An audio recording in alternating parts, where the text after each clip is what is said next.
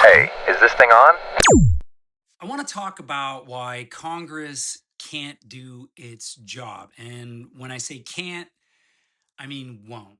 I've been trying to figure out how to do this in one post, and it's just too long. So I'm going to do it in three.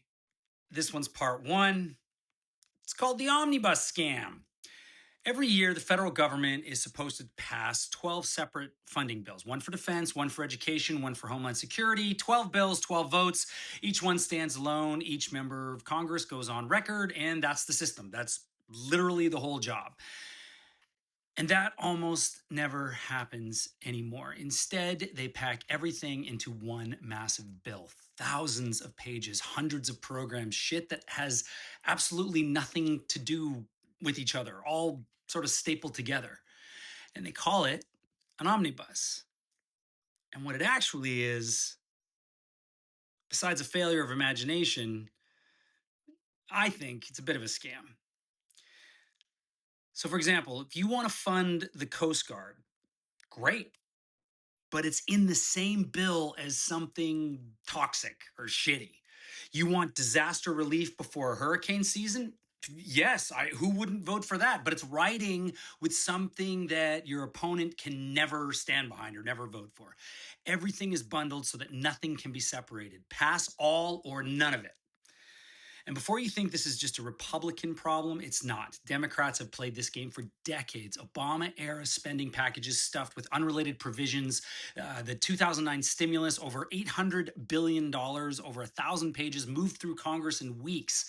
Both parties do this. Both parties have done this. And unfortunately, they're going to continue doing this. And we're seeing this happen right now. But why? Well, easy. You can load the bill with things that nobody can publicly vote against. Veterans benefit, disaster relief, TSA funding, and then you bury what you really want inside of it. The other side either swallows the whole thing or they're on camera voting against it. They're on camera voting against paying veterans, paying FEMA, paying funding TSA. It's not incompetence. It's not a mistake. It's a negotiation tactic dressed up as legislation.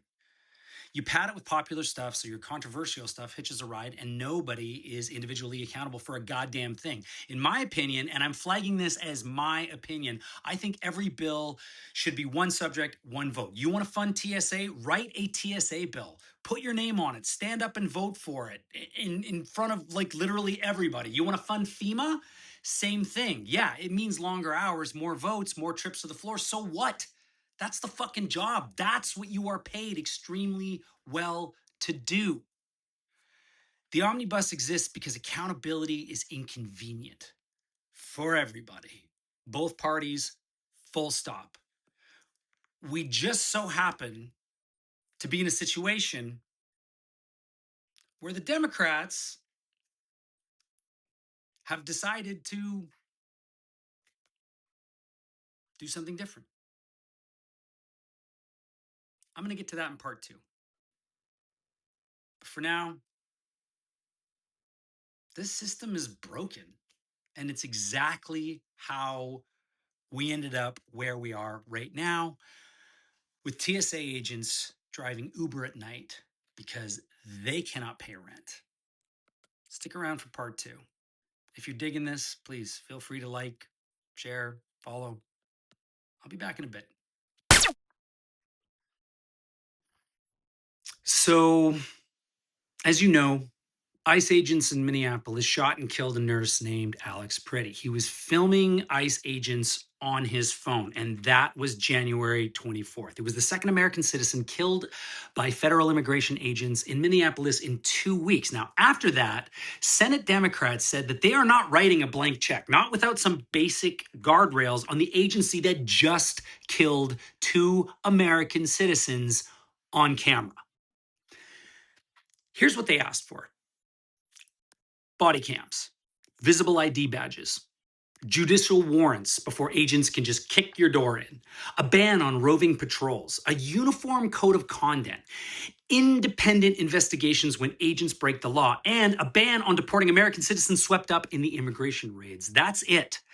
It's the same accountability we require from every local cop in every city in this country. Masks off, cameras on, show your badge. That's the ask. Not defunding, not open borders, basic fucking accountability. Republicans said no. So Democrats said, fine, then at least separate it out. Pass a clean bill just for TSA, just for FEMA, just for the Coast Guard, just for the cybersecurity agency protecting us from Russian and Chinese hackers. Pay those workers. Keep those agencies running. And we will negotiate ICE separately and in good faith. Here's how the Senate works. There is a procedure called unanimous consent. It passes a bill instantly. No lengthy debate, no procedural hoops to run through. If nobody objects, boom, the whole thing takes 30 seconds. All it takes to kill it is one senator standing up and saying 2 words, I object. And the bill is dead. Democrats went to the floor 9 times with 9 separate clean bills. 9 times a Republican stood up, 2 words, I object, done. Now let me say their names. Katie Britt, Republican, Alabama, blocked the TSA funding bill twice. She is also the lead Republican negotiator on this shutdown. So she then went on television and called the Democrats out, saying that they're using the TSA agents as political pawns after blocking the bill. After blocking the bill to pay them twice on the record. Bernie Moreno, Republican, Ohio, blocked the TSA bill, said he wanted all DHS workers paid, then stood up and blocked the bill to pay them. Eric Schmidt, Republican, Missouri, blocked the Coast Guard bill. Now, the Coast Guard on an average day saves 12 lives, seizes over 1,000 pounds of cocaine, and screens thousands of vessels, and he just blocked it. James Lankford, Republican, Oklahoma, blocked FEMA. Disaster relief. Blocked disaster relief. Like tornado season is coming and it's blocked. Roger Marshall, Republican, Kansas, blocked CISA, the agency protecting American infrastructure from foreign cyber attacks. While Russia, China, and Iran are actively probing American systems. Blocked. 9 bills. 5 Republicans rotating through the microphone. I object, I object, I object, I object, I object, I object, I object, I object, I object. But there's one more name. John Fetterman, Democrat, Pennsylvania. The only Democrat who crossed over and voted with Republicans to keep the shutdown going.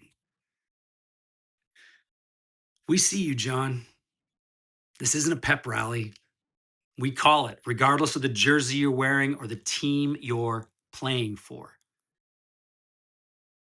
Now, Republicans are going on the offensive and calling this the Democrat shutdown. It's not. It's not. They've come to the table, and it's the Republicans who said, I object. Thanks for listening. If you're digging this content, please feel free to like, follow, share. Tomorrow, because I'm pretty tired, I'm going to do part 3. And that's where shit gets real ugly. So thanks for watching. So TSA agents are driving Uber at night. FEMA is hamstrung. The Coast Guard is protecting your coastlines for free. And the cybersecurity agency is running on fumes. But what about ICE? ICE is fully funded, fully staffed, not missing a single paycheck. And here's how. Republicans preloaded $75 billion into Trump's one big, beautiful bill, which passed last year, specifically for immigration enforcement. Now, that money doesn't lapse during the shutdown. It doesn't touch the appropriations process. ICE has a $75 billion war chest sitting there regardless of what happens in Congress. So when Republicans built the Omnibus that tied TSA, FEMA, the Coast Guard, cybersecurity, and ICE together, they already knew that ICE would never feel the pressure. ICE was never at risk. TSA was always the hostage.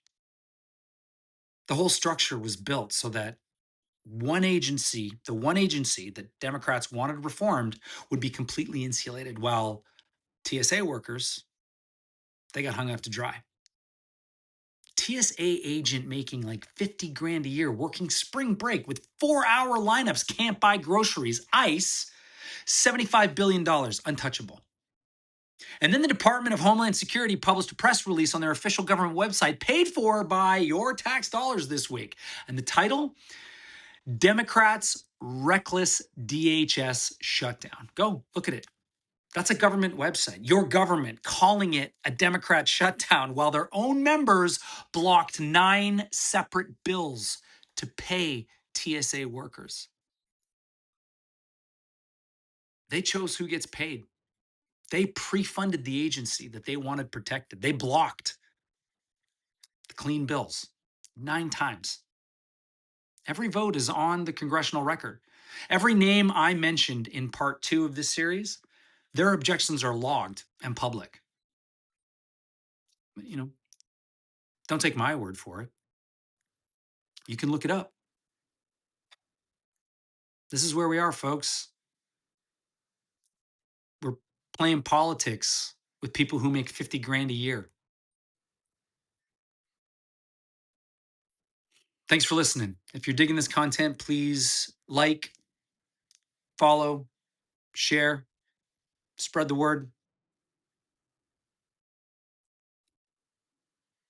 and vote.